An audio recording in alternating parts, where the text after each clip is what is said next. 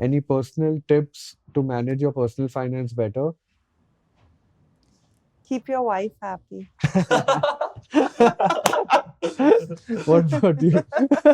Are you going for the head or you just like, I think he was going for the head and then he's like,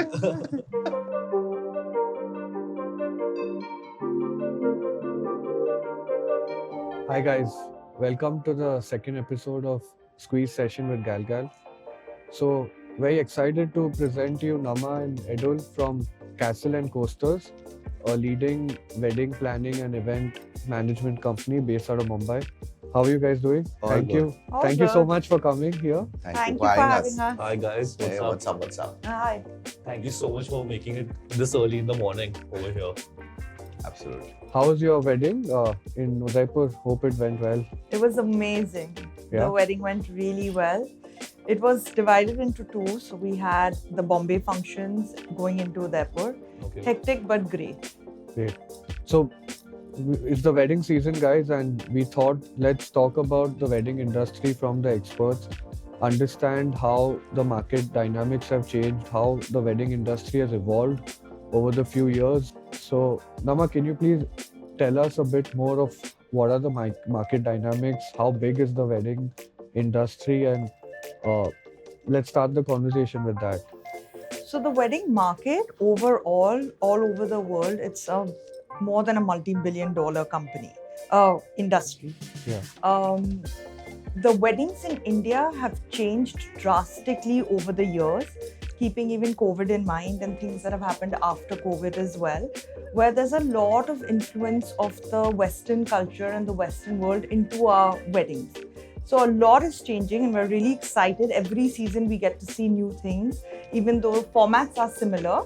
There are 2 nights usually or 3 nights, but every time there are something new to learn from. So for this particular season, when you talk about like Western influence on our Indian market, what was like a highlight feature for you? Like something that happened last season and this season it was like completely new and that was predominantly in a Western culture, but like now you're seeing it in the Indian market as well. There was some trend. So we did do a wedding earlier this year where a lot of the guests paid for their own rooms. Yeah. Okay. So the client hosted the 2 nights at a destination, and when I say hosted, they didn't do the end-to-end entire thing.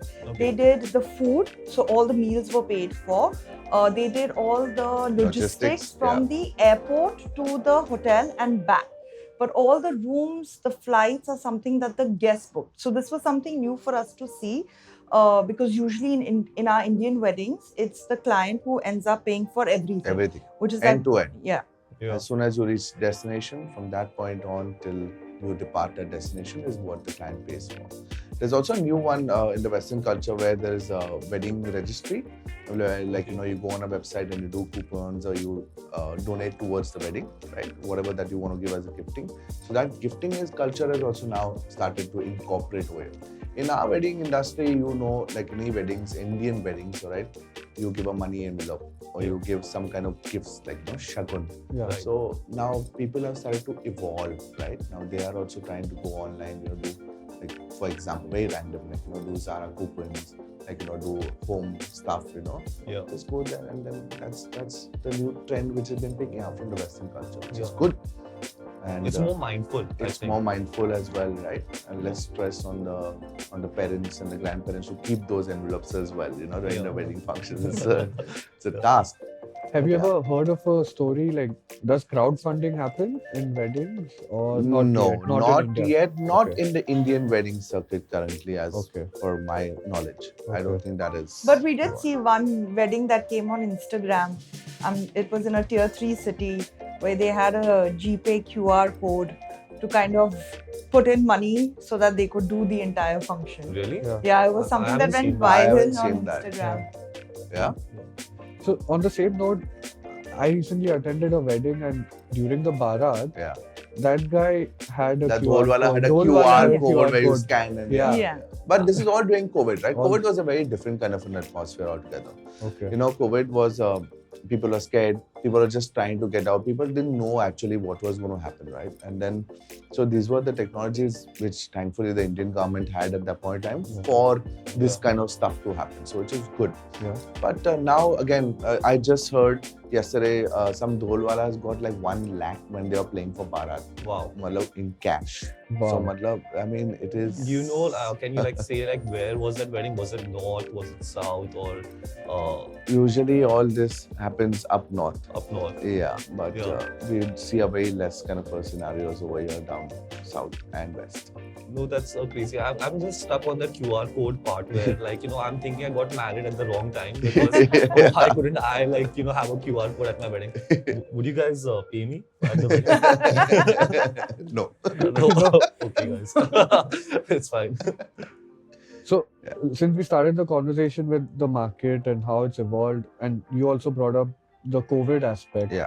You guys got married in COVID. That's right. So, do you guys want to tell us more of how wedding industry, were you guys nervous during COVID? What was the market outlook? How was competition handling it? What were families thinking that do they postpone the wedding or keep it at home? And I heard people also attended weddings via Google Meet, Zoom. Yeah. Were the rituals in temples still possible or was it shut down?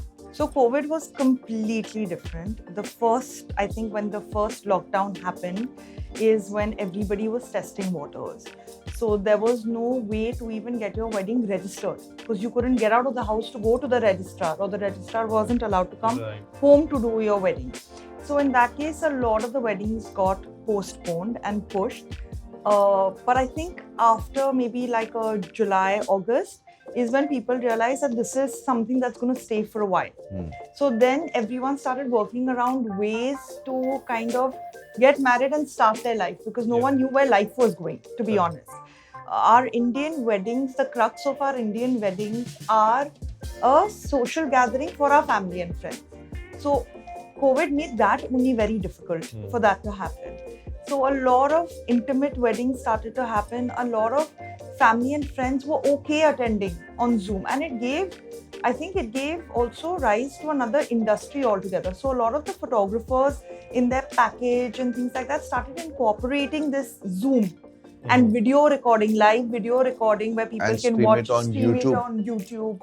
This is a paid service. Yes. Yes, this is a paid service. Okay. So initially it wasn't because nobody knew. Yeah. But over a period of time, that became a proper paid service where you could stream your entire. We streamed weddings on YouTube for the guests to watch because Correct. some people might not have better connection on Zoom and things like that. YouTube is a very easy channel Yeah, it's for open everyone source as to well. use. So, yeah. So it gave rise to a lot of new industries as well within our industry. And also we saw a lot of people started focusing on things that actually mattered. So in our weddings, when you have 600-700 people, you somewhere tend to lose out on the couple itself or the family itself, because the couple and the family, they get so just exhausted in getting ready, attending, meeting people, getting ready, attending, meeting people, that essence was somewhere, Missing. lost. Yeah. And COVID allowed all our couples to come back to and identify what was really important to them. Yeah. It just narrowed down, okay, like these are the people who probably I want at my functions, and how can I make the most for them and for myself and for the family during this time. But I feel like weddings in general have evolved. If you see the last 10 years, I feel a major shift has happened on how people are even spending, or even if you see pre-COVID and post-COVID, a lot of people have changed the way they're celebrating. So if you want to highlight some changes that you have seen over the course of time, what would those be? So weddings have changed drastically over the last 10 years. A lot what we spoke about before because of COVID. But also I feel like a lot of the bride and grooms, they actually have a voice in deciding what they want, how they want it. They have a voice in terms of deciding the number of people that they want. Before, this was not seen, because before it was the parents are paying the money, they will decide how it will happen. Now, even though the parents are still paying the money, but the children still have a voice. Yeah. and they are being hurt. That's So, correct. which is a huge difference that we've seen over the years, while we are planning the wedding during that stage. Also, when the bride and groom, their voices are heard, they are more on the sustainable, they are more on how we can change the weddings to have more fun for them, Okay. not just for the family and friends, but they also want to enjoy their wedding. So the ritual part of the weddings always stay the same. So you'll always have your haldi, the puja, the fairas.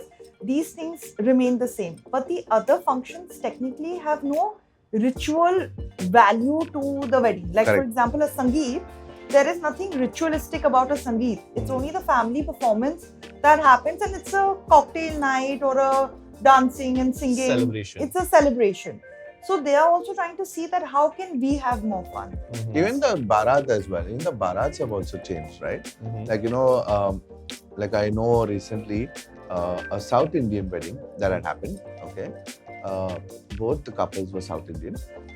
And they had a Punjabi dhol and a Punjabi artist coming in and, riling up the entire crowd. They had boliyas Bharat. happening at the Bharat. Very Because South interesting. Indian doing a Punjabi kind of a vibe is a Yeah. big shift, right?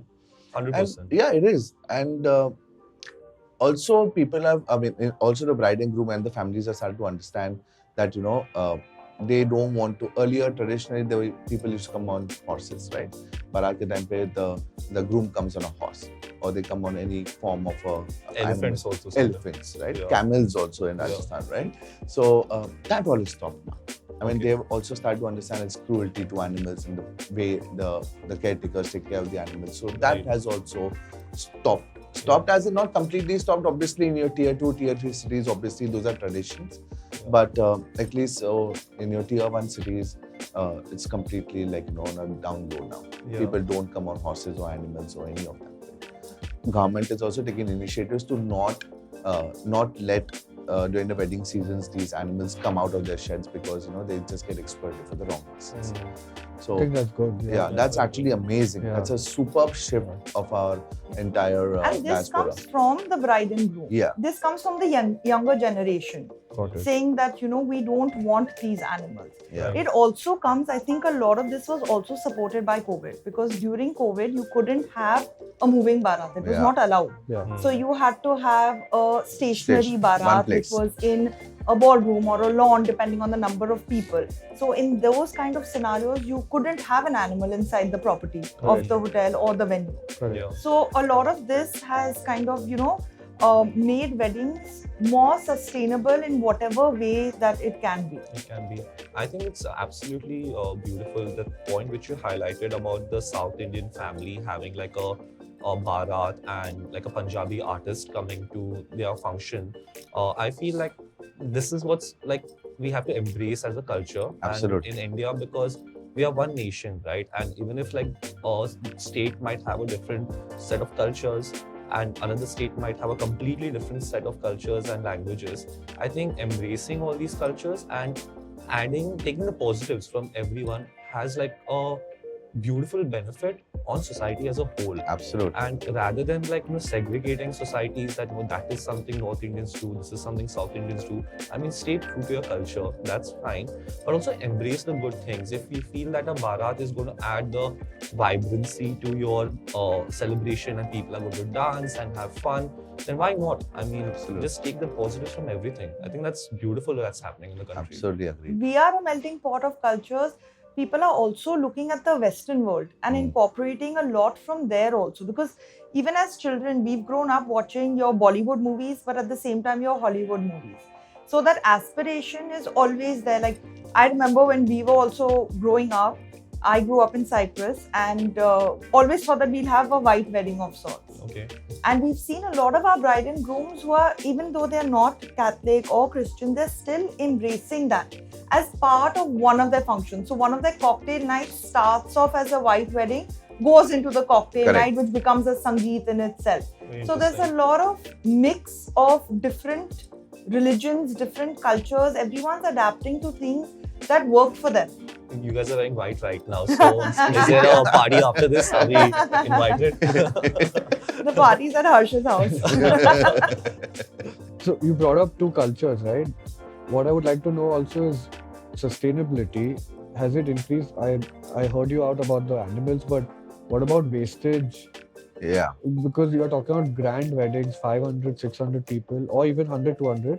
Are people now, selecting fake flowers versus real? How do Yes. you cater to the food buffet that's being wasted? Like, what happens behind the scenes? I would just like to know. Yes, a lot of the shift has happened though now. Okay, Yeah. people have become more sustainable because they are actually feeling the climate change. Right today, you won't believe it that a couple of days back it was raining in Bombay, which is absolutely unheard of in this kind of a month. Right. Um, what's happened is now people have started to understand that it is better that we should be starting to uh, recompose, compost, okay, make sure that the flowers are being taken care of post they're being used. So in our recent weddings, okay, in the past, in the last month though, uh, our clients had told us very clearly, okay, and categorically, none of the flowers can go in the dustbin. None of the flowers can go in the sea. None of the flowers can be thrown in the garbage. Okay, you have to compost it, or you have to do something about those flowers. Okay. So we spoke. We spoke to our florists. We spoke to our vendors. We said, okay, how can we do this? So we then started brainstorming, and then we said, okay, why not just give these dried flowers, okay, to the farmers? They will compost it, okay, and then they'll use it as seed, or they'll use it as some kind of stuff which will grow their plants, right, or grow their crops. So that happened, right? Now that happened with flowers.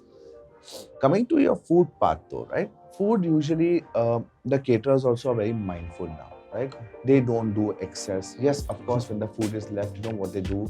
They give it to the poor, okay, or they let the staff eat, at the back end. They make sure that, there's absolutely minimum waste. You're not just throwing it in They the don't throw that. No, they don't anymore. Yes, earlier times it happened. Okay, a lot of our 5 stars in the tier 1 cities and tier 2 cities have also adopted that they don't make excess and that the wastage is much less, because obviously it's an expense for everyone, right? Yeah. So they would also cap it, and now this point of time experience comes in play, right? Like you know that you are cooking for 400 people, but you'll actually make food for 300, 350 people, right? Because everyone's not going to eat everything in a buffet.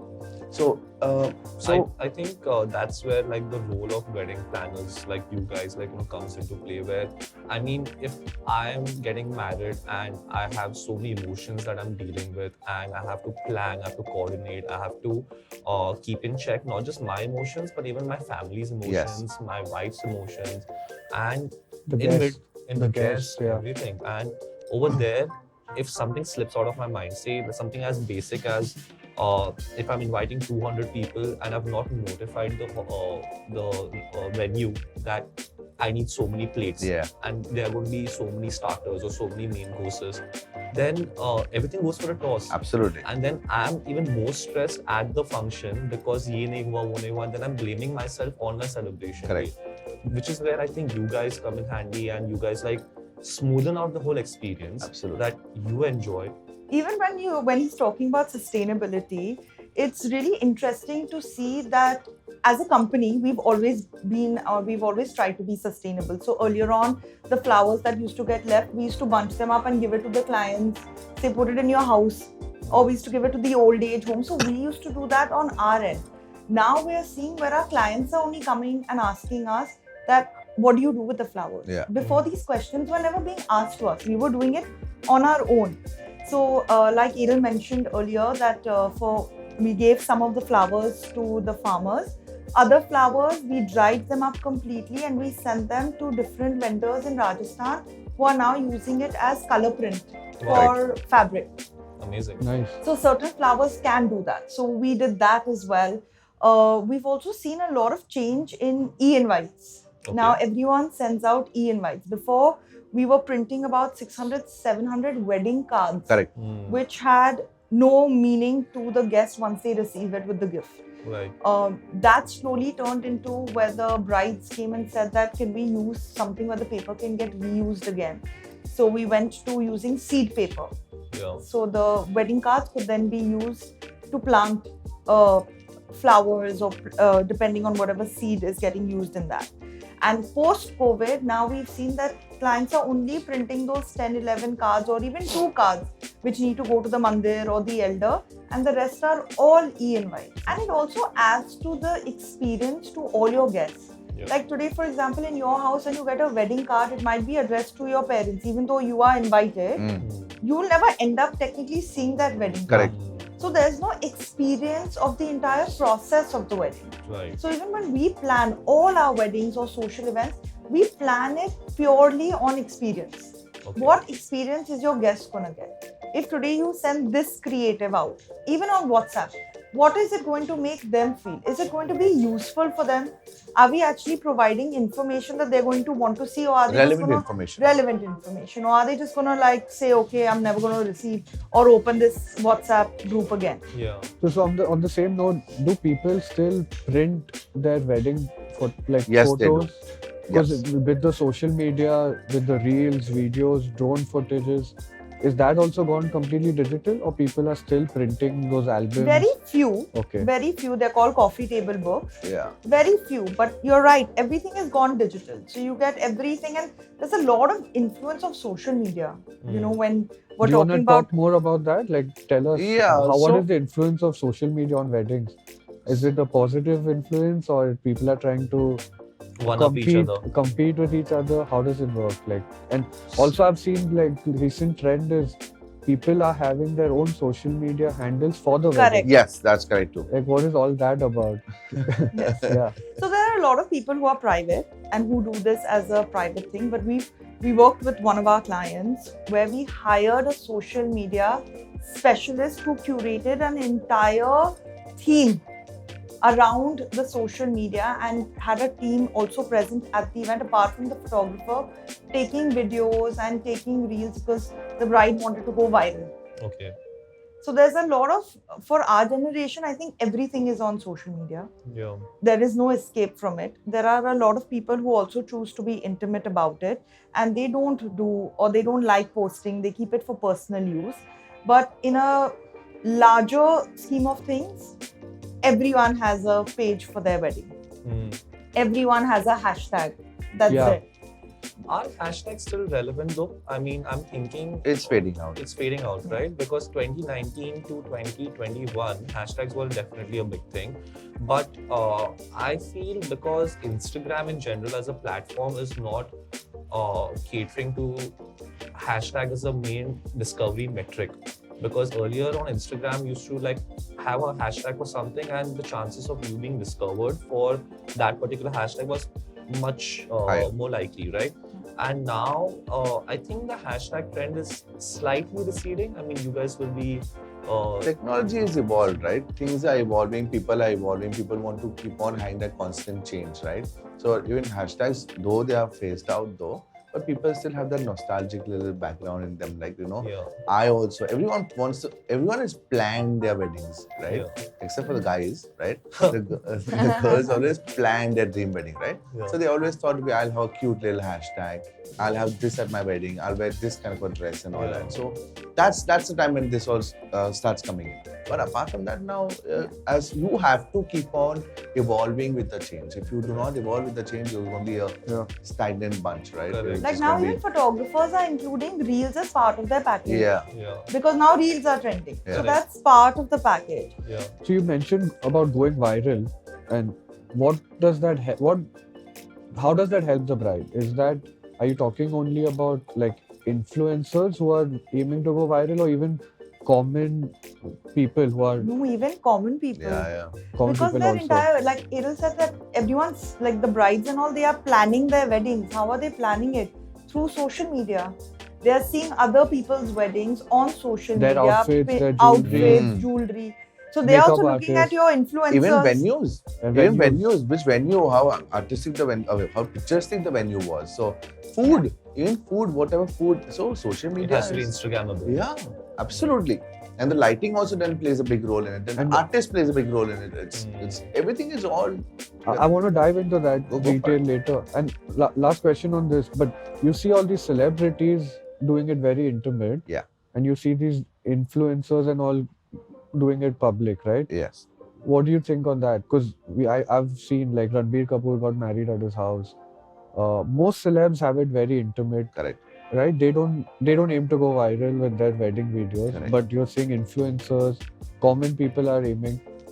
What do you think goes behind the scenes? Like, if you know any psychological I think it aspect to is. it? I It think is? it's psychological because for the celebrities, they are anyway there on a daily basis in the public side. Technically that's their job, right? They do their acting, they do all of that. That's on screen, but also pleasing people. The people are the ones that are making them. So when in India, I think maybe if I'm not mistaken, 80 to 90% of the people always aspire to become actors. I want to become an actor. I want to do something in the film industry. It's the entire glamour of that. Now, a celebrity doesn't need that at their wedding because they have it in their day-to-day life. A common person, that's your wedding is your big day where you are biggest the day of star. your life. Yeah. It's the only day where you are the star. You're getting your hair, makeup. You are center of attraction. 400-500 people are coming just to meet you, to see you. So that's your moment.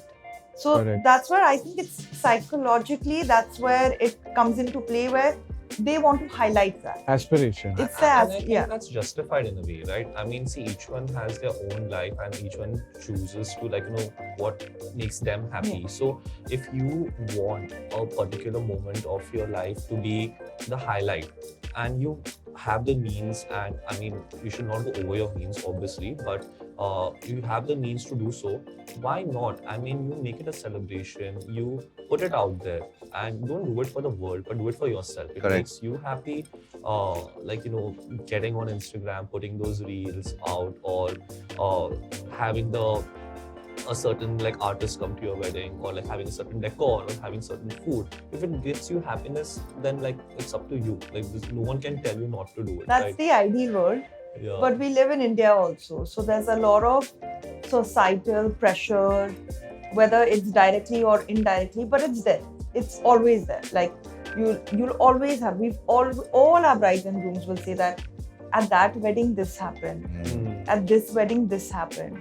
The food was different here. This dish was very good. We want to so there's always that. It's not to better the other person, but it's to make the most of what you have, but keeping in mind we are very conscious about the society we live in as Indians. Yeah. So it's very important for us, what will people think?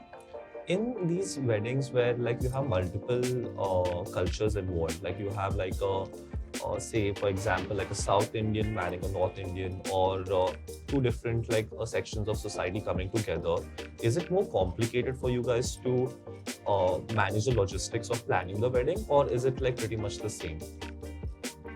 I think it's pretty much the same. Okay.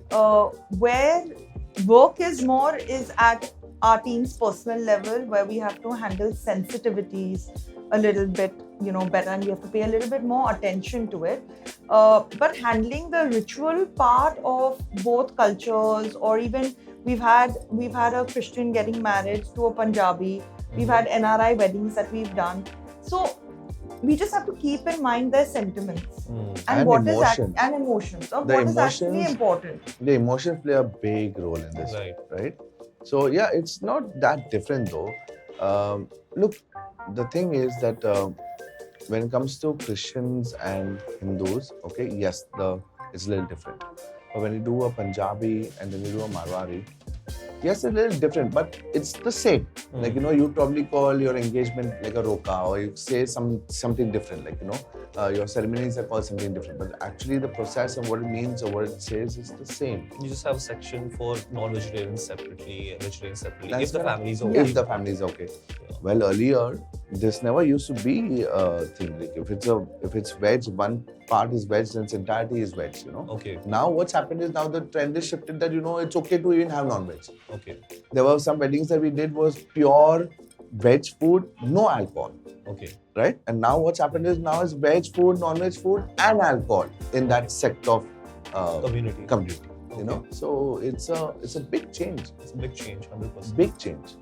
We did a couple's wedding in our first year, where we actually had a hidden bar Yes. at the function. Okay. And a couple of years later, we did another cousin's wedding in their family where the concept was supposed to be the same, Yeah. but it was a full open bar. Full open bar. So everyone came to the hidden bar. So you're just seeing in the same family where the Yeah. same rules technically apply, and the sentiments are the same. One person's wedding, which was I think about 8 years ago, there was a hidden bar, and 8 years later, we're having alcohol served openly. Yeah. So let me dumb it down, right? Now we spoke about all these topics. I would like to understand what goes in running the business side of things for you guys. So let's say I'm your future client. So if I would come to you and message you via email or through a reference, let's say Darshan introduced me to you guys, how does it work, right? Like, and I would like to understand, and how does it work behind the scenes for y'all operationally, technically also, so that the audience can understand how difficult, and it is like a big project, right? Each wedding is a different project for you. Correct. So let's say I came to you guys and I mentioned about my guest list and my budget. So what's the first step? Do you all have a criteria that this is the bare minimum budget that sort of clients you guys work with, or you guys are open to a big range? Are there wedding agencies, event planning agencies who cater to the masses, or only the Yes. high net worth individuals, or a mix of both? How does the industry work?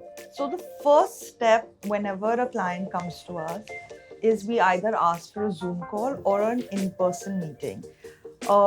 This is irrespective of what their budget is, Okay. because for us, every wedding, like you said, is a different project. But every wedding for the people who are getting married, it's not a different project, right? For them, it's going to happen hopefully once in their life. Yeah. So for us, it's very important to meet the person or to interact with the person and just have like a very chill brainstorming kind of, just ask more questions about where you guys met, or how come the wedding is happening, why have you planned it here, so that we also feel that connect to you. If in that first meeting we feel that, look, this client's not going to work out for me personally, to kind of invest my time and my emotions as well that gets attached to it, then we don't take on the client. We also advise the client the same thing, that you might be meeting 10-15 different planners. Yeah. Whoever you feel most connected to, take them, because we as a company believe a lot in experiences. I cannot curate or come up with experiences for you and your guests if I don't feel personally connected to you. So it's very important for both of us. We usually go for the first meeting to see if we can become an extension of your family. Correct. And you're open to that idea.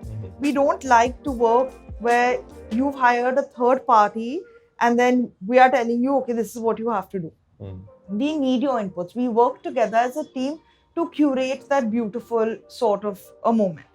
And once that happens, then we look into the budgets, where we work with a range of budgets. Okay. And COVID taught us also how to work with a range of budgets. Great. So we're very open to working. We've done weddings for 50 lakhs. We've done weddings for 7-8 crores also. So there's a lot of, and this also comes from a lot of variables that are there in the wedding. So in our Indian weddings, you have to feed your guests. So that's a fixed cost that you have. If it's a destination wedding, a lot of our clients pay for the rooms, the logistics. So these are fixed costs, but everything else, which DJ you have, what kind of band you have, what alcohol you want to serve, what decor you want to have, these are all subjective costs. So they vary. And these variables are there because of the budget. Yeah. So we initially only work very closely with the budget and tell you that if this is what you're aspiring to achieve, whether this is a realistic budget or not. So the budget comes from the client side, obviously, and then you guys help refine the budget. Correct. Right? So budgeting is the main It is the aspect. key. It Yeah. is the game about It that, gives you That's clarity on how the project is Absolutely going to be, correct. right? Absolutely. And then let's take it a step ahead. Let's say we've locked in a budget which we are comfortable with. Now what's the next step? Then we start recommending. What happens is the families say, no, we don't want to do a destination. We want to do something in where we stay, right? Then we start giving them options from there on. What is going to fit in your budget? Okay, it starts from your hotels. It starts from what functions you can have, what type of photographers, because every vendor now okay, there's a range. There's a mid-range, there's a high range, and then there's a super exclusive range, right? So then depending on the budget, we recommend them these kind of ranges, people, okay, the vendors within them. And then they have to select within them. And then if it doesn't happen, obviously when you have your wedding, budgets obviously go up, So there is always a 10-15% chance, that the budgets go up. But what we try to do is, we don't like to take that 10-15. We don't assume that, it is going to go up. We'll recommend some money which is higher. We like to keep it within the budget. Because our experience will show when we try to keep it exactly as per the budget. That's how that's how families will know that how professional and how we try to curate your entire wedding in that specified budget, right? Yeah. So as I mentioned, hotels, vendors, okay, then all come into that budget, and then that's what we go present ahead. So you have these buckets. There's the total budget. And Yes. You have these vendors under it. Yes. And how do you track this and present to the clients? Is it via Excel or you guys have So some? yes, we Yeah. usually talk a lot. Like Okay. we talk to them, we tell them our experiences with those kind of photographers or those kind of vendors. We tell them, we educate our guests, like Yeah. look, this is the vendor, okay, this is what he's offering, okay, though, but this is the quality output that you get. Yeah. You pay a little more, okay, you pay 5-7 lakhs more, for example, Yeah. okay, and then you get this kind of output. Okay. And these type of deliveries, So then the client also does understand that, what he's getting himself. At no point of time, okay, none of my clients are in the dark in terms as to what they're expecting out from a vendor. And that is because if we play them in the dark, alright, then what happens is expectation versus reality is two different things. Correct.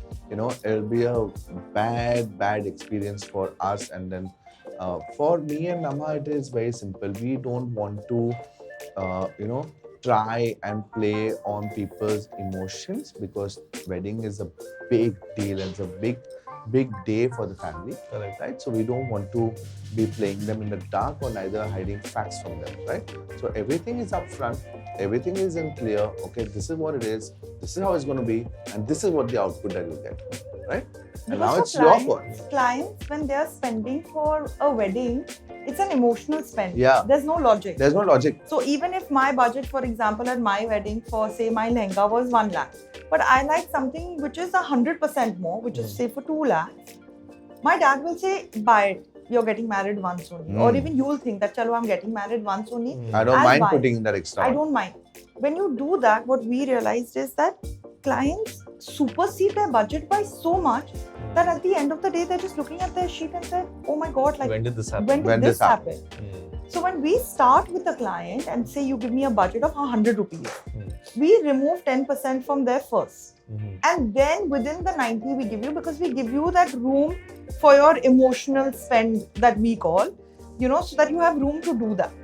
So when you're dealing with so many vendors and there are so many variables involved, does it ever happen that you promise your client an X amount that is going to be spent on a particular budget, but then the vendor gets back to you that nahi, hamare rates change ho gaye and ye ho gaye, or the vendor disappears, the vendor is caught up, he overpromised on his delivery or dates, and then you have to readjust the whole thing at the back without letting the client change the budget. Does it ever happen like this? It's happened though in the past. A lot of tall promises were made by the vendors, okay, and then it's backed off. It's common knowledge in our industry, and a lot of clients of ours do also know about it. What we like to do is, and what as an industry also, which I've seen, we like to drop a contract, okay, with our vendors, and not our regular vendors, because regular vendors throughout the years, they know what we expect out of them and they always deliver, and it's a comfort value between two vendors, right? Because we're in India. When we're international, okay, there's a contract with, it's a lawyer, it's made by a lawyer, and those contracts are given to each and every vendor. That's including your smallest vendor who's getting you like a DJing machine, okay? He's also been given a contract where he has to sign that you are going to be delivering it at this point of time, on this date, at this venue, okay? And you will be taking your machine from this day, on this date, at this time. So it's that detailed. Everything. Yes. Yeah. We've done international weddings where even the safa wala has a contract. As a contract. That you will get so many safas, so many will be extra. This is your report. But all of this happens in the planning stage. So you have Yeah. to do this well in advance. Well in advance. In India, everything will be like, "Arey 10 safa aur chahiye Ah. abhi." Informal. So it's Very informal. So it's Very. difficult to incorporate that. Even though we do it with a lot of your highlight artists, they all have contracts. They all have contracts. So we try to Yeah. safeguard the client as well as the artist, because a lot of the times even the client comes and says, "Now I don't want this artist. Yeah. I know I've paid the advance. I don't want the artist." You can't Or claim a refund, I obviously. yeah, cannot, or I yeah. have changed. Like we try to do a date change, or we try to Yeah. incorporate it. We try to help out the client as well, but it's safeguarding both sides. Got And it. since we are the mediators, it's in our benefit to have this contract in order for us to do the mediation between both sides. Absolutely. So all these points form together the core budget and the estimated cost of each vendor. And you spoke about the emotional bit that people go overboard, and same way at Galgal, we have a budgeting tool as well. So we know how important it is to budget your money. So would you like to share some stories where a client has gone overboard and now it's time to pay up? What is their emotional mindset when they don't meet the budgets? Has it been any like crazy stories? Anything to share? There are little experiences which obviously she'll share, Yeah. but as in such, Yeah. on a bigger aspect, everyone pays up, right? Yeah. Everyone just Yes, sir. does it in the end. Yeah. Yeah, there are a couple of, they do take a little credit period. Sure. Okay, like probably 1 week, 2 weeks to pay. Okay. But then after that, they are. But what I was more interested to know was the emotional side of things. Do the family get overstressed because of poor planning on their side, not on the event team, but them not making the right decisions with their finances for the wedding? yeah. That's the main. Yeah, absolutely. There They- is a lot. There is. a lot of emotional. And I tell you, this is where, for us, we don't look at it as family separate and us separate, Yeah. right? So if today the family is emotionally stressed, even though it's because of their decision, Yeah. we need to still try to figure out a solution for them. Correct. So if they've overspent in decor, we need to see if we still have scope to reduce it in sound, light, other miscellaneous things of the wedding that are happening. Things that probably they've already given us money to purchase, but we haven't done the purchase because there's still time to do that. So we have to try to see how we can balance it out, I also feel it's very important. Our job is to educate our clients. Yes. So we have this one client who wants a celebrity artist. Now the artist charges an X amount, right? But the client does not understand that it's not just the X that you're going to pay. You're going to pay for his system that he would require, which is an additional cost. TLB. He would require rooms in the Yeah. hotel or at the venue. He'll require flights. He'll require cars to transport him. These are all dedicated things, which also add on to the bill. So it's our job as planners to educate. Yeah. Final decision is, of course, the client's, but they should know what their budget is looking at. If today you pick this, your budget is going to look like 100 plus X. Correct. You should know that before you spent that X. Yeah. So that's where we come into play. And till now, yes, there have been a lot of clients where budgets have gone over, but they are aware of it. So the emotional backlash is much lesser. It's expected. It's expected. Correct. Yeah. And the future cash flows are planned accordingly Correct. to the Absolute. cost. So let's get into step 3. Budgets locked in, venues, vendors are done. What's next that's going on with you guys in your operations, right? What sort of team do you all have? Because the client will be mainly facing you all. So if you would like to share some tips and operational tips of what goes behind the scenes at the wedding planning. Especially because a lot of people who are dealing with you guys will feel like, okay, you are my wedding planner, but you are the wedding planner for 10 other people, and they're 10 different sort of weddings, each very individual, having its own character, having its own logistics. So there is so many things happening with you guys and your team. So how do you guys manage this? Just adding to his point. So firstly, we have between Edul and I, one of us are always part of it. So in order to mitigate all the back-end stress as well, we take up only about 10 to 15 weddings every season. We don't take up more because personally we can't get involved in more than that. Secondly, we have client servicing heads. So say for example your wedding, I'll be there and with me there'll be one other person who will be servicing you. in the back end, we have our team to handle the logistics, the RSVP, all of that. But that happens in cohesive sync. So not one person will probably handle only 2 RSVPs because you're looking at like 400, 800 guests depending on where the event is for each wedding. So we try not to overload even our team because there's only that much that they can also focus on and do. And at the same time, we also don't keep back-to-back events.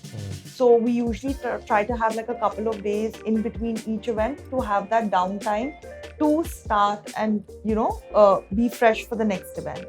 Our main core team is there at all the events, and then we hire support staff basis on which destination and what the scope of the wedding is. Okay. And this we only understand in all our meetings. So the more meetings we have, the more understanding we have of what the event is going to shape up like. So a lot of the weddings, like Goa weddings, the hotel themselves do the transfers. So then technically I don't need a large logistics team. Just now we did a wedding in Udaipur. We had 300 cars and we had about 6 different venues and 5 hotels. So the logistics was much more. So we had a team of 18 people just handling the logistics. Wow. So this decision is also made closer to date. And since we do a lot of destination weddings, we don't prefer to take the entire team from Bombay. We prefer to take local team. It saves a lot of cost for the client also in terms of transporting them from here, the staying, all of that. So we try to mitigate that as well as much as we can in the client's benefit and in our benefit, because having a local team sorts out all your last minute guest and client, requests. Makes and sense. they know the They way know around. the tongue as well. Yeah. They know the mother tongue Language, as well. yeah. So that also does matter Yeah. because a lot of people do not talk in English. Like, Yeah. Hindi also is very tuta. Down south, no Yeah. one talks in Hindi that Correct. much. They talk in English. So it's better to get a local support, okay, which will help us and help the client as well, because for him too, it's all about, how the cost is lower. So collaboration is key. Collaboration is key. One of the main driving forces. And Biggest. talking about collaboration, do you collaborate with other event planning agencies like your competition as well, or no, this is just support staff? How does the industry work? So the industry does work where different planners are also required on a particular wedding to handle a different scope. Okay. So for example, if Namma is another company and I'm another company, so Namma will have one scope. Got it. Like for example, she will be taking care of the logistics and the hospitality. And then for me, I will be taking care of the decor, the technicals and the other aspect that go into running the wedding, So no two planners are involved in one particular scope. Okay. What happens is then there's a lot of ego clash, right? Ego clash and professionalism clash, right? There will be a different set of ways that we work in. The other planners work in a very different set of ways, right? So then the sync doesn't happen. Yes, collaboration is key. But And how many competition, like if you put a number to it, how many such agencies are there in India? Like, just curious. So I just roughly was just talking to a lot of my industry colleagues and friends. And we were just talking and we were like, dude, that guy who used to work with that X company has now started this. I'm like, yeah, but do you know even that guy who was in that company started this? So I was like, dude, when you look at it, it's like every street, there's one planner sitting there. Is it very easy to set up like a event planning company or a wedding planning company? Do you guys need some license or that sort of? I can just start off. No, you can start off directly. It's basically you don't need any government licenses. You just need to have experience, and then you need to have a lot of clients who would be doing and track business. record. Yeah, a track record. Absolutely correct. Yeah. And your prior experience also does matter. For sure. Right? Today, Namma has been in this since 12 years? 12 years she's been in. And I've been in this since the last 15, 18 years. So we have a lot of our vendors who we know, a lot of our artists on first name basis, like your highlight artists, they all know us because we've been there. Correct. The wedding industry in India actually picked up close around 10, 12 years back, this like what you know about right now, a multi-billion-dollar company industry, right? Like, earlier it was never that. Earlier Yeah. you just have like a one-day function at Taj Mahal Hotel and you're done. Yeah. That's it. Fere ho gaye, khana kha liya, okay, bye. It's like that. Now it's turned into a full-fledged shows for Now it's 2 a nights. movie. 3, Yes. yeah. It's a movie. 2 now. nights, 3 days. I've heard weddings going for 7 nights. Yeah. 7 nights, 8 days. It's crazy. Crazy. So, yeah, and it's just to put things in perspective for you. Events it's a huge tree, right? And then you have different sets of branches within that event scope. Like for example, you have corporate events, then you have live events, then you have weddings, then you have social events, then you have birthday celebrations. You have those. So a lot of planners like to be doing just that because that gives them that satisfaction that I'm happy in doing this. I love what I do. I make that much of amount of money and I'm happy where I am. Yeah. Everyone doesn't do everything because everyone doesn't know the processes and the SOPs to do it. Like a corporate planner, okay, cannot do a wedding. Yeah. Though the SOPs are the same, but they just cannot handle the emotions of a family and compared to a corporate. Corporate mindset is a very different mindset, guys. You guys are corporates, you would definitely know. And when a wedding planner comes in, it's a very emotional kind of a game that we have to play, right? Yeah, so right. it doesn't usually work. Sure. You mentioned that if you're in this industry, experience is one of the main factors that clients look for, right?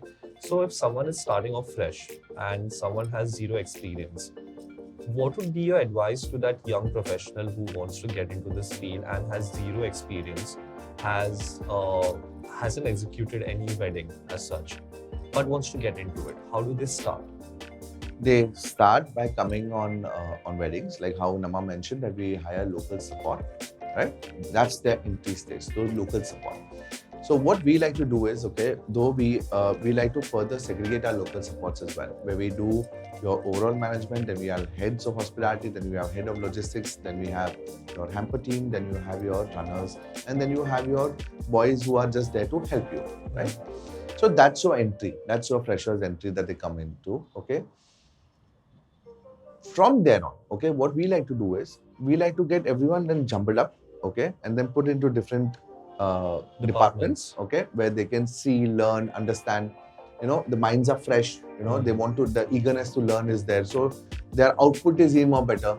Yes, they'll ask 10,000 stupid questions, but those stupid questions are very big questions in their heads, which we need to answer them, though we feel it's stupid. But what happens in this? They are learning, right? And then they will evolve to that. You basically need to have the hunger to learn, right? My only advice to all my junior staff that I tell them is put your head down and just work. Okay, just understand, don't work like donkeys, okay? Be a little smart, but understand the work. Once you understand the work, it's not rocket science. It's just common sense and common knowledge, right? And once you start exercising that matter in your brain, okay, you can reach the skies here. Yeah. The foundation has to be strong. To reach the Absolutely, skies. absolutely. And it just cannot just open up a shop in like a year and say, boss, I have 1 year of experience, come. But a lot of people do that. Yeah. So you have a lot of wedding planning or even event companies that open and shut. Yeah. I've heard of 6 such in the last 1 year that they were functioning till last year and now they've shut. They've shut shop because either they can't manage it or they've chosen a different industry. I think for the generation that is coming up and the ones that are wanting to become entrepreneurs, my advice to them is to have a lot of patience. I don't think the younger generation has any patience. It is, okay, I'll start this today. It doesn't work out. Okay, I'll leave it. I'll start something else. That doesn't work out. I'll start something else. You have to be patient in any industry, I guess, that you're doing. Weddings even more, because I believe that no matter how much we are on social media as wedding planners or how much ever you promote yourself, it is only the word of mouth that is going to take you ahead. And that's because weddings are so personal. So if I do your wedding really well, you're going to recommend me to 2 other people who will then recommend me to 2 other people. That's the business that we get. So if there's a new person, he has to be patient enough and have that mindset to learn, like Edul said, but at the same time also be able to execute and have knowledge of. I feel a lot of the younger generation, I also know like somebody left our company and started their own company and shut it within 6 months.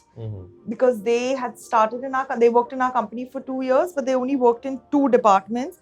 They didn't get a holistic of wedding planning, and they left thinking that, okay, now I can start it. Went, got a client, started the company. There was something that happened at that wedding and shut the company. Sure. But what they don't also understand is that for that client, it's only happened once and it's only going to happen once. Yeah. So it's too, like, for people who want to get into this industry, you have to be, one, personally involved, two, have a lot of patience and be able to multitask and delegate, which I feel is lacking in the generation. Oh, when we started off, at least when I started off, I used to get paid 100 rupees a day. 100 rupees as my stipend amount, professional fees to work on a show. Wow. And that time weddings were never there. It used to be your live concerts. Concerts used to be a big thing. Like the Beyonce was here, and the Scorpions concert was here. Those are the rock festivals. Those were there. I used to pay 100 rupees, man. And now Sound like when a dinosaur, like you're like from the dinosaur age. you call me a dinosaur. Like you sound like when you're saying. Who says this, man? They're recording you. You're calling me a dinosaur. Idiot, I'm your husband. Damn, man. Sir, 100 rupees a day, doesn't it sound like when your Such a- granddad used to say, But you should feel proud of "Aata yourself. Thanks, leka, yeah. doodh See? milta tha," and all. Yeah, but no, really. No. Now, okay, just to put things in perspective as well, okay. 100 rupees probably 17, 18 years back, okay. 100 rupees. And now it's close to around what? 5,000, Yeah. 6,000 rupees per 5,000 day. is like starting. That's minimum. That's minimum. 5,000, 6,000. That's like, oh my God. Like, you know, people, actually, there are a lot of, we call them freelancers because they work on multiple shows and they're white labeled. So, they don't want to be attached to a company. They're saying in my season, okay, which usually is from August till May, okay, now it's stretched to May, earlier it was only till March. They used to earn 5,000 or 6,000 rupees per day if they did multi-shows. Because they made their 1 year salary that they would be in a company, you know. So a lot of people don't even want to get into a company. They say, boss, I love what I do. My life is set. I'm making my minimum balance and I'm good. And there's no accountability. And there's no accountability. Boss, you're not liable for anything. You're not liable for anything. The other 3, 4 months, 6 months, you can take off, go whatever you do. Yeah. So, you know, that's what's happened again, you know. So if you have to compare like these individuals, like say one individual is freelancing, not tied down to one particular company, and the other individual has dedicated himself or herself to one particular company. Fast forward 2 years, which individual has learned more in terms of experience? The one who's been in a company. Absolutely. Because they do all the back-end work, which is not just on event running the show. So freelancers come on the day of the show and run that one department. So you will just do only check-ins, or you'll only sit and pack hampers, or you will only be at the airport receiving the guests. That's one scope. When you're working in a company, you get a more holistic understanding of what goes on in the back end and an understanding of every single department in depth. Also, you are attached to the client. Yeah. As a freelancer, you are never attached to the client. The client only knows your face and your name. Even they might not even know your name. Yeah. They even this wedding that we did, अरे वो logistics वाले को बोलो गाड़ी भेजने. They don't even know your name. So there's no attachment. So there is no accountability. There is no responsibility for that one freelancer. Whereas for the person who's working in the company, you're attached to the client since the day the client is attached to us in the company. So there's a more holistic learning. So what happens is, no, okay, just to let you know, there are a lot of planners now, bro. Yeah. Okay, they like to do end to end. Now, when I mean end to end is not the scope. They mean that they will be your chaperone from the time you hire them, okay, till the time your vidai happens for the girls, obviously, because this is your last day. They will come to your jewelry store, they'll help you pick the design, they'll go to your designer, they'll talk to you about the designs that need to happen, they'll curate it. Those are very different type of wedding planners. Yeah. Then there are these different type of wedding planners who like to stick to only your hospitality, your logistics, your decor, technicals, you know, all those scopes is something that I do.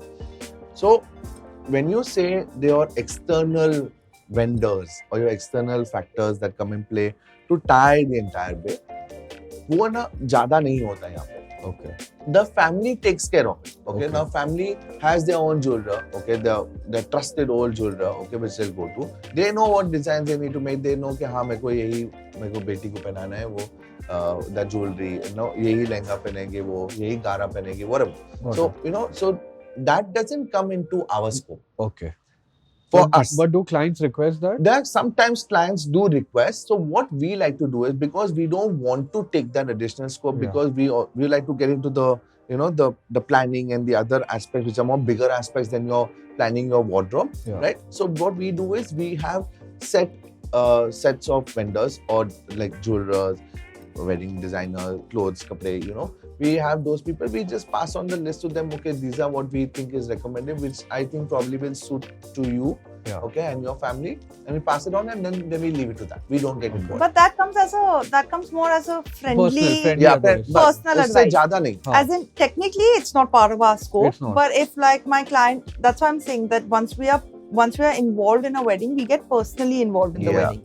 So we become an extension of your family. Got So it. I remember having a bride who had a nervous breakdown just before going to the mandap Oh, God. because the makeup artist did something to her hair which Yeah. she didn't like. Yeah. Okay. But she only wanted to see me. Even though my colleagues were there, said no, she's only crying. She only wants you to come. And I went there and I I remember said, I held that entire Yeah. pandit dude. yeah, and Oh my he God. was holding and managing the pandit and the Oh groom down. God. I went up to the room and calmed her down and showed her a couple of photos and said, what is it that you do? Because they don't even understand what is it that they don't like about it. Yeah. It's just all those nerves, all Anxiety. those emotions, the Emotions. anxiety. And this happens to brides, grooms, it happens to parents also, Yeah, it you know. does. So for us, we have to manage that. Yeah. I can only manage that if I am personally involved. So when a bride comes to me and asks me, okay, what lehenga should I wear? I'll give you an advice if I feel personally connected to you. Otherwise, then I'll say, I think it's your personal decision. Maybe you can check out these 1-2 websites. Yeah. You know, if I was not personally involved with that bride, I would not leave my work and go up to calm her down, because technically it's not my scope of work. Yeah. You're just doing this as a good Yeah. person, and Yeah. like, you know, because you Good guys, I person. feel like you love your job so I'm much, a good person. and What a guy. you have doubts. What a guy. No, but I feel like it happens when you genuinely love something that you're doing. True. And if you are there in a position where there's so many emotions involved, and if you don't enjoy what you're doing, then you're going to be like, I don't want to do Absolutely this. It's Like, not possible. It's Yeah. not possible if That for emotion doesn't come out. the future generation, whoever wants to get into this industry, if you're only doing it for the money, please don't do it. Please don't do it. Yeah. It is not possible to stay awake for 36, 48 hours. We are not just wedding planners. And this we've also realized over the years.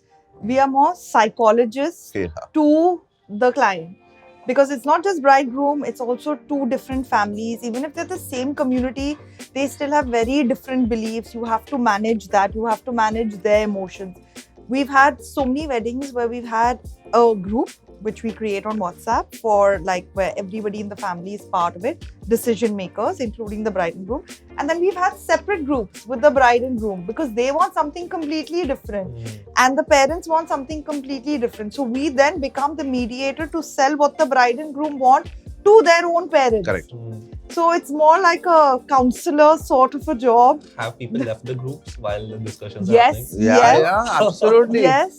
And they rejoin, obviously. Yeah, they've rejoined, but the Calm fights down. luckily are not because of us or Yeah.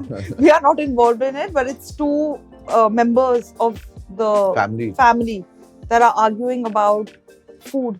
Yeah. And you're just a spectator that, kya Yeah. ho raha hai? Like, theek hai, No, theek hai. what we like to do is, at least what I like to do is, I just like to switch off. I mean, we are there whenever we are asked or when we like to come in, because some point of time, so we have to come and cut Yeah. that conversation, because or it becomes too ugly.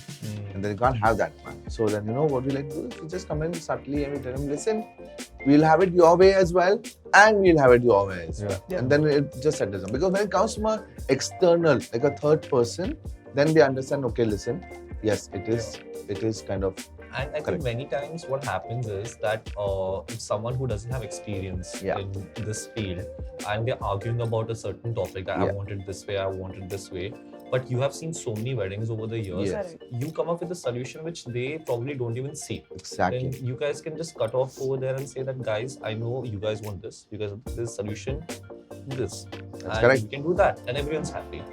And the clients don't mind listening to us because technically they're paying us. They're paying us for that, right? Yeah. They're paying us for our services.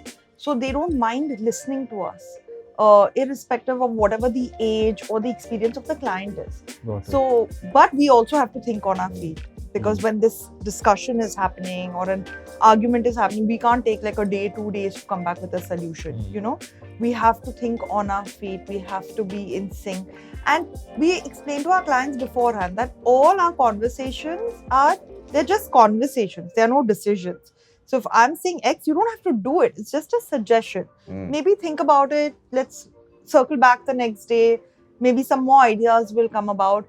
We listen more to our clients than talking, because without listening, without understanding what they are actually, it's not only about what they say, it's also about what they don't say. Correct. We have to understand all of that to curate the experience, because you can do decor work, you can get the best decorator, you can have the best designs, you can have the best food.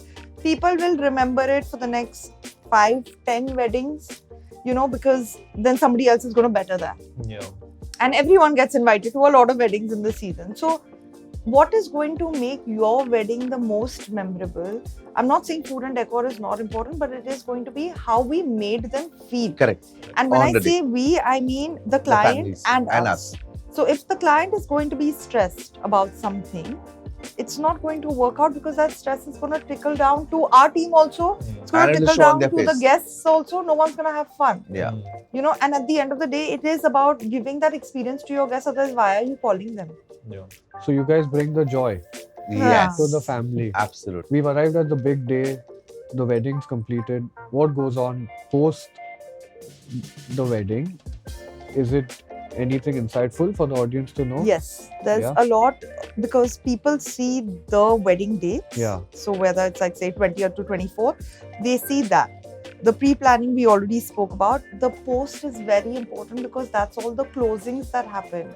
How many plates got used? How many bottles got opened? How many rooms got consumed? Extras What in are the the rooms. extras in the room? Also, at the event, we have, as planners, we make informed decisions after obviously knowing the client and what they're okay with. We make a lot of informed decisions that, okay, the bride asked for 10 flowers for her hair, which were not available with the florist because we were not using it in our decor. So we had to purchase it. So these are on-event purchases. Or your generator ran longer because we do shift-wise, right? So we accounted for one shift, but it's run longer. So all those payments that need to go out, all that closing that needs to happen is something that we get involved in. So we don't leave it till the file is closed, where everybody's rupee has gone out, everyone is paid, the client is happy. We then obviously go meet the client once to just understand and get insightful feedback. Yes. We don't look at going to a client where the client just needs to praise us. We Learn from we understand that when we come on board, we do a holistic approach, and the aim is always to keep the client happy and the guests happy. And touch wood, we are achieving that so far. But always, because you're looking at about 1,000 people that are involved in every wedding, which is not guest and not family related. These are vendor related. So hotel, artists, logistics, cars, driver. And when you're looking at 1,000 people, there is going to be that one driver in the entire bucket of your cars that has forgotten the way, or doesn't Correct. know the way, or picks up a phone while driving. And it usually happens with that one guest who is the most particular. You know, that's how it happens. But the post is also circling back to what she's saying. Okay, the post is very important in terms as to for the clients and for us. Okay, where the hotel needs to be paid, number one, right? Or your support staff, every vendor, like she said, okay, needs to get paid. So your payments need to be clear. No one gives credit in our industry. Everyone has to be paid on the spot, or they don't do those things, right? Whatever that they're meant to do. then when Nawaz spoke about meeting the clients in the end, to understand from there also where probably while we are having a conversation, okay, listen, that auntie was saying she didn't get a room hamper, right? But auntie, you know what we did? We took a video while we were entering into a room and placing the hamper there. Though she must have not spoken to us during our event, during our show dates, obviously she thought must have talked to her later. But then when we have our processes, our things done right, all right, on that event day, when they show it to them, okay, that's the time when they're more calmer, they'll understand the stress is all over, everything is so the basically what I'm trying to tell them is it's much more easier to talk to them post the event, okay, than talking to them on the event to discuss about it, right? Yeah. So It's also a learning for us It is. because we try to get feedback in terms of what they think that now their wedding is over, but where they felt that maybe we were we lacking. can do one step more. Yes. Like, for example, we had done this wedding a couple of years ago where we sent out the communications to the guests. So you send out the save the date, invite, hospitality processes, all of that we've sent out. Our client came to us and said, guys, you all do everything so perfectly. Why not also send a thank you message to all the guests? That thank you for attending, or hope you had fun, or just like a one-liner, whatever. Since you've done the communication, why not close the loop with a thank you? And that's when we realized it makes sense. Yeah. And now we've incorporated that as a standard operating process in our company, where after the wedding also one message goes out to all the guests, Wow. like a kind of like a broadcast that says thank you for attending, or And you get their blessings because Yeah. it's a successful event. Yes. And Yeah. yes. on to the next one then. Absolutely. Great. So one thing I forgot to ask you all in our conversation was, with the new age of technology, how has technology impacted the wedding industry? Is there any insights you'd like to share on new tech being used? Is there AI Yes. in wedding industry already, or anything that Yeah, you've come as across? yeah, absolutely. As I mentioned earlier, we also have to evolve, like how the social media evolves. We also have to evolve, and every industry has to evolve, or Yeah. else we'll just be stagnant and we'll be like the old school players who don't have basically any business with them because they didn't evolve. Yeah. Right. So currently AI is the new thing in, right? And it is actually helping a lot of planners and us in terms as to trying to make sure that your information, okay, is gathered in a place accurate as per what is required to be sent out to the people that need to be sent out, right? Sure. Now, it's not, earlier it was a human driven process. It still is, okay, to a maximum level, because a lot of people don't believe in this. But it is hitting our industry, okay, and sooner or later all of this is going to be automated. Like currently, there is a person behind the RSVP phone to send out the WhatsApp message. I know, give it a couple of more years, it's going to be an automated kind of a you just load in your image, you load in your information, and it's just going That to still exists now. It does exist, but So when we a lot have of people, a larger guest list, we do use, it's a software that you can purchase, and Okay. you basically put in the guest but it's not names. foolproof. Yeah. The thing is that it is not tested on such a. It is tested, but the failing system in this is a lot more, and then Yeah. you don't have control. If it fails, there's no way to stop it, and there's no way to do anything about it. So that is why a lot of people do get scared. As I told you all, that weddings is purely emotions, right? Yeah. Today, any wrong message that goes ahead, the family behind is absolutely furious. Yeah. Right? Then why did you send that information out? Because I don't want my guests to be offended by such kind of message or Correct. whatever, invited for the wrong function. Yeah. I don't want it. Now, because of you all, now I have to invite them.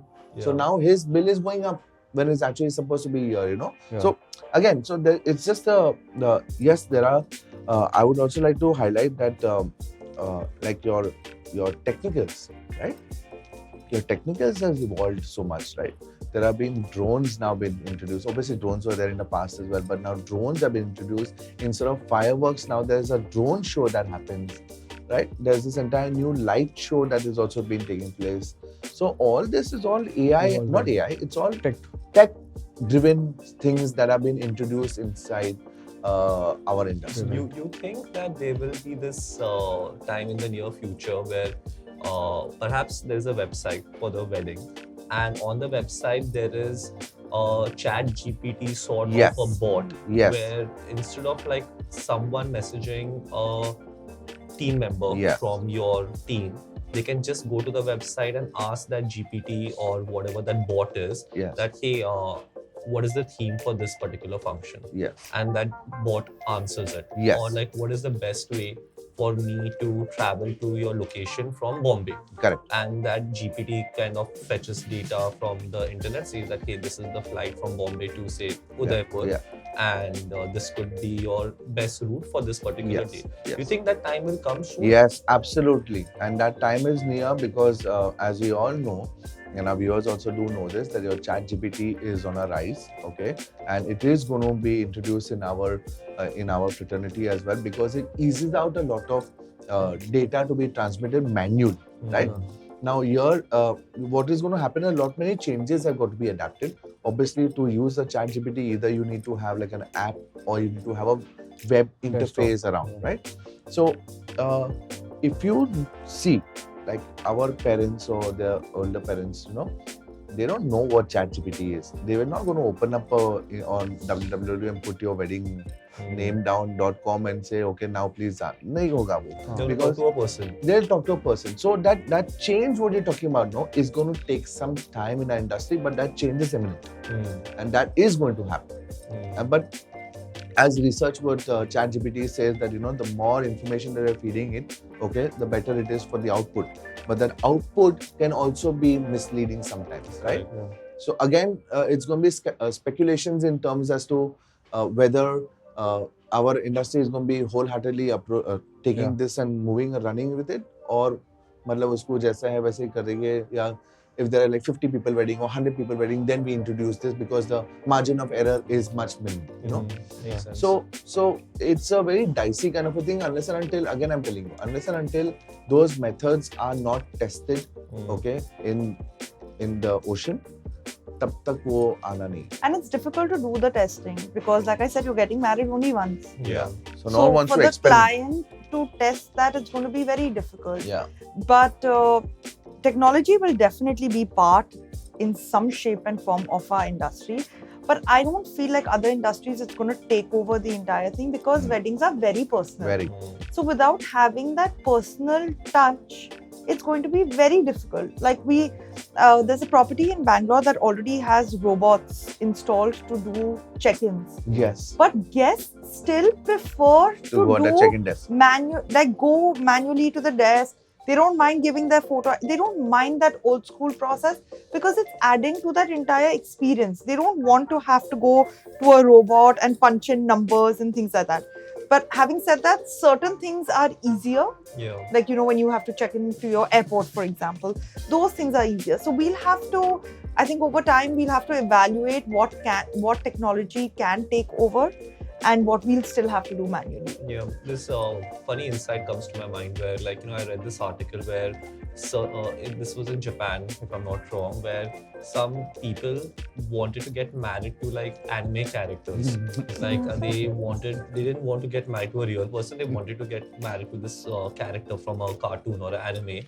So until I feel like people have that connect with people, and like robots evolve to a point where we cannot differentiate them between humans and robots. I think we'll have to make do with humans being adding a personal touch. Maybe fast forward 20 years from now, or even lesser, that you'll have like a person coming to you like, hey, this is my fiance, it's an AI, and like, can you arrange a virtual wedding for us in the metaverse? Someone did. A lot of people married. actually got married on the metaverse in COVID. Yeah, during COVID. On the metaverse. I'm not sure who planned it though. Yeah, but actually they got married in metaverse. And it's absolutely amazing. And it was the first wedding that had ever happened in a virtual reality. Like, you know, they actually got married on metaverse. I was like, oh my God. Like, you know, we are just seeing but you are seeing these small little glimpses of what the future might look like for our industry, right? Yeah. But you never know what it holds. Future is future. But I don't think metaverse weddings or these, you know, virtual reality weddings is going to be a thing, because if you see, like, COVID gave us that opportunity after, like, once we got through that entire pandemic phase, we're back to having weddings. People like people. Yeah. Even if you don't like them, you still like them and you need them. Yeah. True. You need for that celebration. You can't have a, Yeah. four of us can't have a celebration of a wedding. No. You know, it's not going to feel unless we have, like, say, maybe 50 people, for Yeah. example. You need that. Sounds We very need- dystopian, right? Like Yes. you Yeah. have like a Yes. virtual celebration. Yeah. Yes. You Not need that for us. physical presence, because even you see in the trends in office right now, I mean, everyone was working via Zoom, right, corporates, but now a lot of offices have imposed that, okay, now the hybrid work culture is like a thing where you have to attend like a certain amount of hours in the office, but you Work have at the home. liberty to work from home as well. Yeah. So I feel human interaction, we are wired to like be interacting with one another in person. These things like metaverse or even like virtual interactions are very new to us.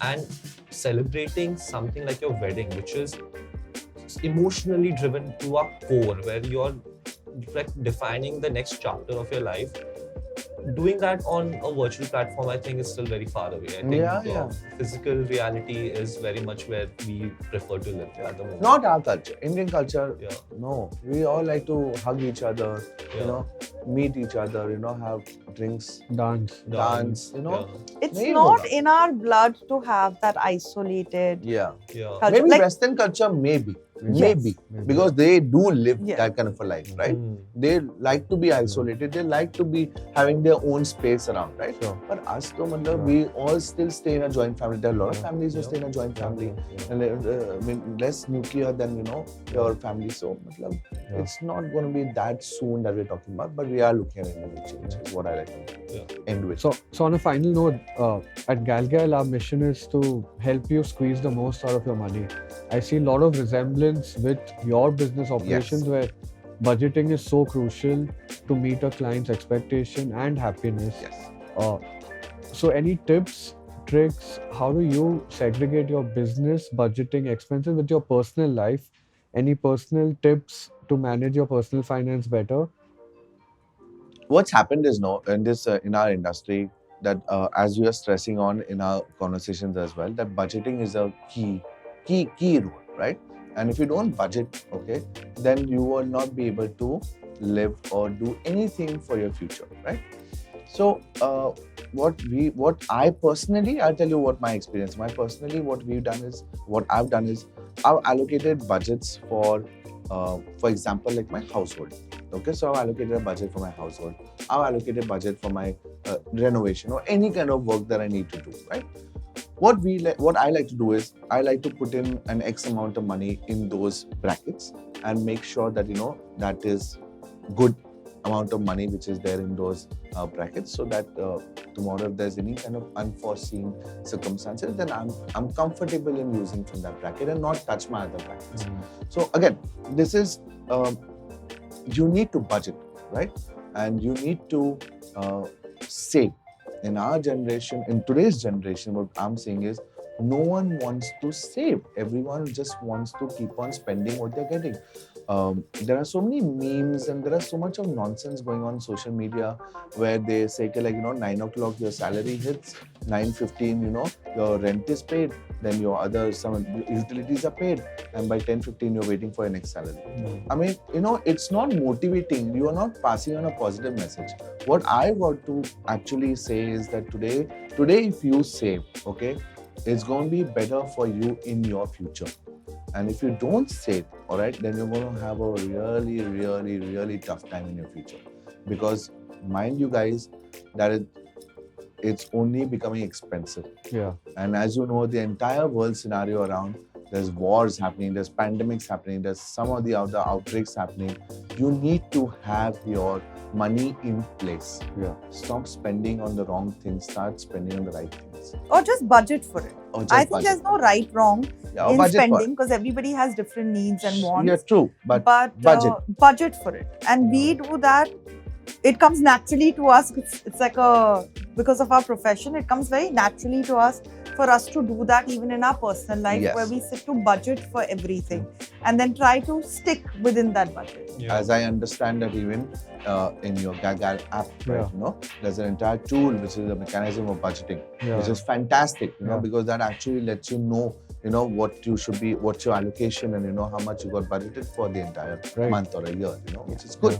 Yeah. So because I feel like I feel a very important skill set that everyone has to develop is like delayed gratification. Yes. Like impulse spending on things may make you feel good at that moment, but if that's going to stress you out at the end of the day or end Correct. of the month, it's not worth it. It's not worth it. So having that sort of mindset where, okay, fine, is this going to make me happy now versus is it going to stress me out later? Correct. Having that clarity is very important, and in our app, we just want to simplify the process for people, because I feel that if you're already mentally drained by so many things going on in your life, and you don't have the bandwidth to deal with budgeting or handle, okay, where do I make a budget for myself, or where do I put this expense? If we can just come in as a tool to just simplify that process, our goal is met. Absolutely correct. Bang on. Yeah. So thank you guys for making this Thank you so much. episode Thank so you for special. having Having us. us. I think you got it. Namma, I think. Huh. Okay, You Liam. think I got it? Yes, I'll How tell you will why. you think I got Because it? you are little. See, he's also getting bored now with your talks. Look at him here. You're getting bored? What is this?